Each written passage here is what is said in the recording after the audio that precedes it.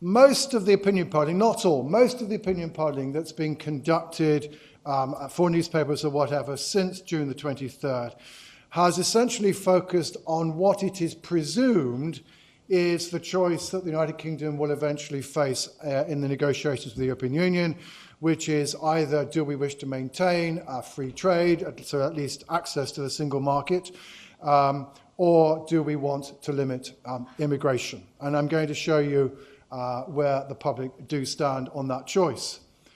But of course, we shouldn't necessarily assume that public opinion is structured in the way that elite choices suggest that they ought to be. And that also, of course, the questions of immigration and of free trade are by no means the only issues that will have to be settled in our future relationship between the European Union.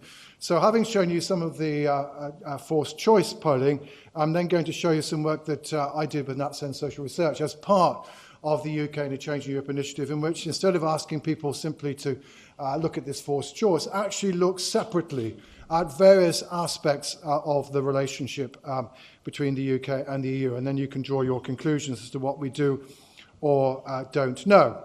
So anyway, but let me go back to the forced choice initially.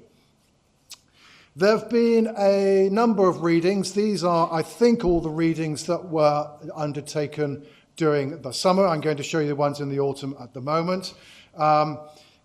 Unfortunately, I don't think any polling company has actually managed to ask the same question more than once. And you will also notice that there does seem to be some quite remarkable divergence of results. So on the one hand, Comrades, in a poll that I think was done for the BBC fairly soon after the referendum, had 66% of people saying, no, the priority is to keep free trade, and only 31% saying it was ending freedom of movement. On the other hand, Lord Ashcroft in August came along and said, oh, no, only 28% prioritise keeping free trade and 52% ending freedom of movement. Now, a lot of that is to do with question wording, which I will come back to in a moment, and that in a sense tells you something, that actually people's attitudes towards this choice does depend quite considerably on how the choice is framed. But the second thing you will note, apart from those extremes, is that actually public opinion seems to be fairly evenly divided on the relative importance of these two things, albeit perhaps with slightly more polls suggesting that keeping free trade was more important than ending freedom of movement. The position in the autumn has not seemed to be very different. We've had indeed a couple of polls that really have suggested it was 50-50, a couple more again having it slightly more in favour of keeping free trade. But you'll notice even the same polling company, and I'm not picking on Comrades here, it just happened they've done 3 different questions in 3 different ways, have managed to get 3 very different answers, supposedly asking about the same subject. Why is this? Well, I haven't got time to go into this in detail now, but maybe you might get some idea from these couple of examples I've picked out. The wording that Lord Ashcroft used in particular was, he was asking people to choose between securing access to the EU single market and control immigration at all costs. Now, that, of course, echoes, as Matthew has explained, some of the campaign messages of the Leave side. And, of course, controlling immigration sounds like something you might want to be able to do. In contrast, if I take one of other Comrades' other example, the choice was between the government should prioritise reducing immigration versus the government should prioritise getting favourable trade deals with EU countries. Now, who could be opposed to favourable trade deals? All right. Now, there's important points here, which is at the end of the day, whatever the UK comes up with from the Brexit process, how it's framed successfully by the politicians on the various sides of the argument could well prove to be important in terms of how the public react. But in any case, be aware, therefore, certainly it's not clear that the public want one or the other. Perhaps we're pretty split 50-50, but it does depend on how the issue is framed. It is, of course, as you might expect, the argument about what kind of Brexit we should have and whether we prioritise free trade or immigration is, of course, in part a proxy battle for the referendum itself. So as you can see here, for example, here's a couple of examples from Opinium and from YouGov. Leave voters undoubtedly, that's the second and the fourth columns, undoubtedly prioritise ending freedom of movement, whereas Remain voters tend to prioritise keeping free trade. So that division on June the 23rd is now with us in the debate about Brexit. It's also, however, a partisan divide, as has already been pointed out. Actually, 2/3 of Labour voters did vote to Remain. In contrast, around 55%, maybe rather more, of Conservative voters voted to leave. And yes, therefore, although the division is not as stark, Labour voters, for the most part, are more likely to prioritise ending free trade than they are ending freedom of movement, whereas the opposite is true for the Conservative Party, something that I propose to come back to later on. There's been one other attempt in the commercial opinion polls to look at this, which is slightly different.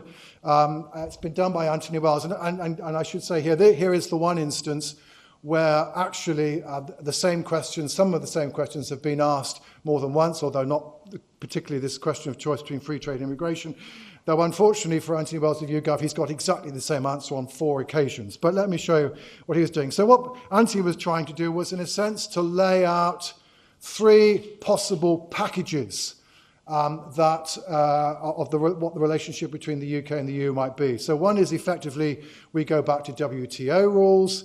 The second is that we have a Canada-style relationship whereby at least we have access to the free market in goods, though not necessarily services, but we are able to control still immigration. And then Norway, i.e. basically we sign up to EFTA. And as you can see, it appears from that the most popular of those 3 outcomes is the Canadian option, so not as close as Norway, but not to be completely separated out with WTO rules pertaining. Why is that? Well, essentially because the Canada option is pretty much as popular amongst Leave voters as is the WTO option, but for Remain voters at least, it's something up with which they appear to be willing, at least some of them, to put, whereas what they really want is the Norway option, which is much closer. So it's therefore, as it were, the compromise, it's to some degree, is able to deal with both voters. But of course, whether or not actually we're going to end up with any of these packages is, of course, highly debatable and highly uncertain. And indeed, one clue that perhaps we shouldn't necessarily think about this as packages or indeed simply as a trade-off came from some of the polling that Lord Ashcroft did, in which he asked people to say, look, okay, here are a number of things that might happen. Would you regard this as being consistent, if this were to happen, with the vote on June the 23rd? And here we can begin to see that actually public opinion is not necessarily packaged in the same way as the preferences of those who run the European Union. So as you can see, on the one hand, not paying into the EU budget and having continued freedom of movement, these are regarded as things that would not be consistent with the Brexit vote.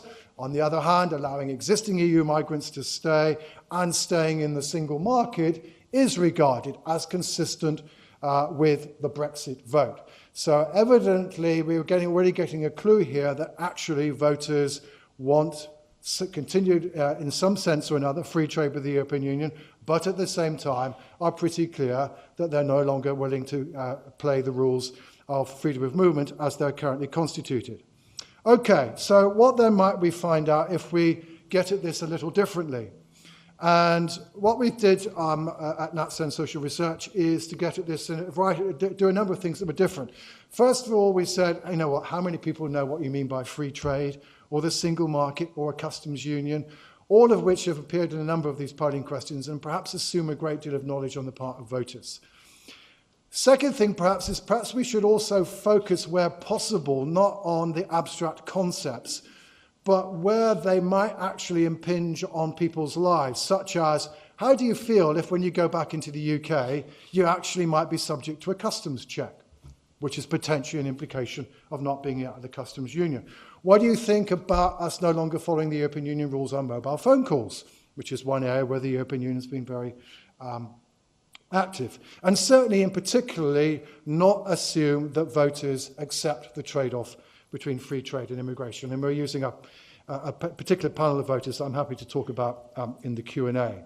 So, What we then did was basically to give voters 6 possibilities, which are not trade-offs, 6 of which we've labelled soft Brexit and 6 hard Brexit, though of course we did not label them that during the research, neither did we. We also interspersed them with each other. So, for example, we have here, item number 2 is an attempt to put passporting into plain English. Difficult. We also have, certainly here, the 5th item is meant to be free trade in plain English. As you'll see, we've also got the idea of following EU regulation, which might be regarded as important if we're going to continue to trade with the EU.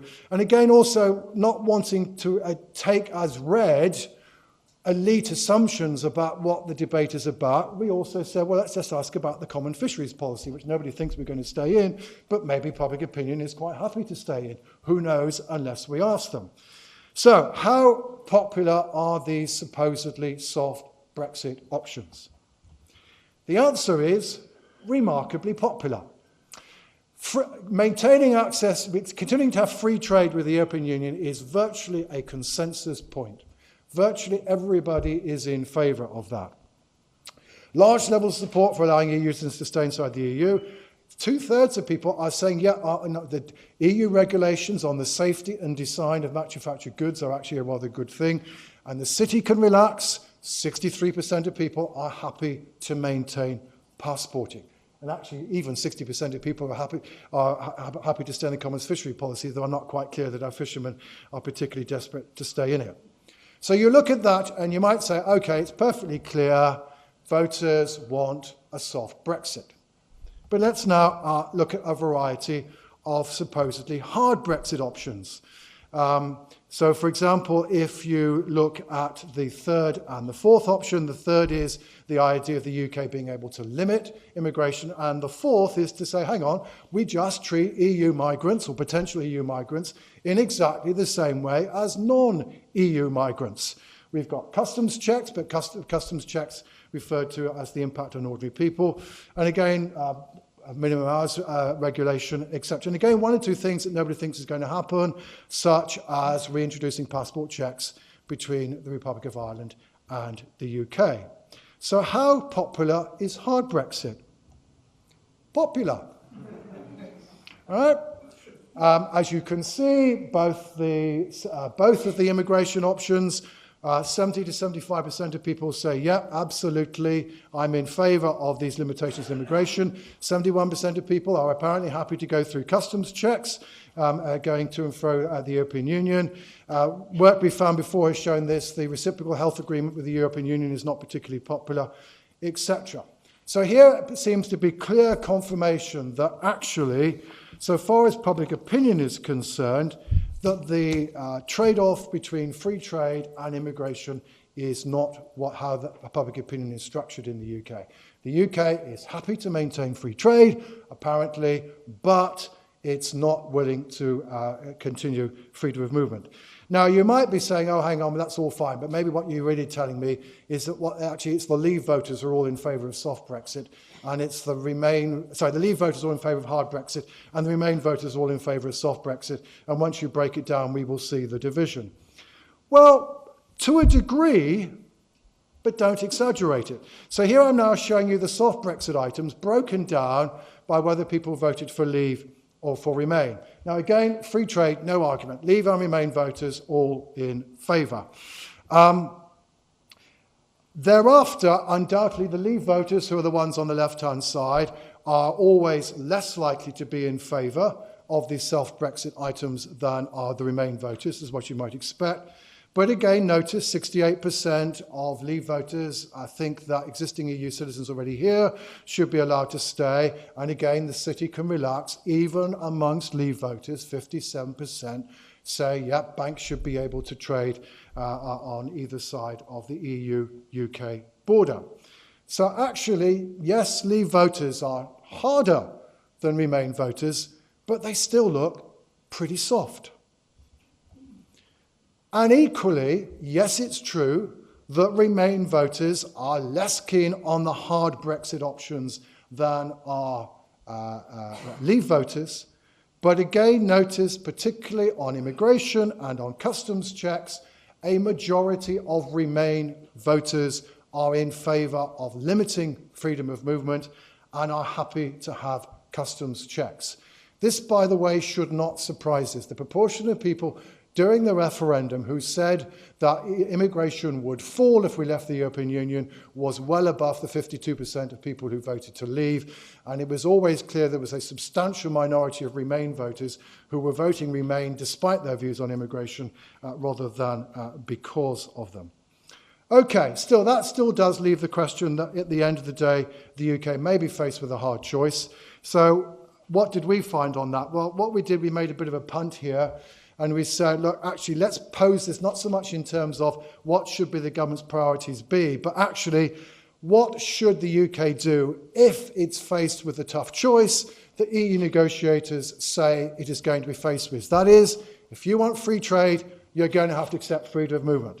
And to mimic a certain well-known television programme, in those circumstances, is it deal or no deal?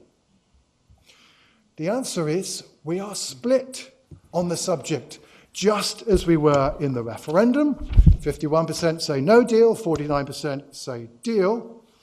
And indeed, here, of course, is where, again, as you might expect from the previous data, is the division between Leave and Remain voters. 70% of Leave voters say no deal, 70% of Remain voters say deal. That, of course, then leaves the question as well, what, at the end of the day, will the UK government, as currently constituted, regard as its political imperative? And I would suggest there are two reasons as to why, perhaps at the end of the day, if it is faced with that choice, why the answer might be no deal. The first is indeed that the majority did vote to leave, and at the end of the day, a majority of Leave voters say no deal. But perhaps this is the other reason, which is if you actually break this down by Conservative and Labour voters, 65% of them say deal, but 60% of Conservative voters say no deal. And it may be that one of the lessons that Theresa May has taken away from the last 12 months is that if you're leader of the Conservative Party and you leave your party behind, your political career is at risk of being terminated relatively quickly. That, after all, is the mistake that David Cameron made, and perhaps, therefore, if forced to choose, Theresa May feel it's safer to go with a majority of her party's supporters than to go against them in the way that David Cameron did. So, anyway, I won't read through all of this. This is the conclusion to what I have to say. But a crucial message is that so far as the UK public opinion is concerned, we should not assume that it's framed in the way that EU negotiators want to frame the debate, point one. But on the other hand, if the UK is forced to choose, maybe the answer that the EU will get will not necessarily be the one that they are presuming that they would like to hear.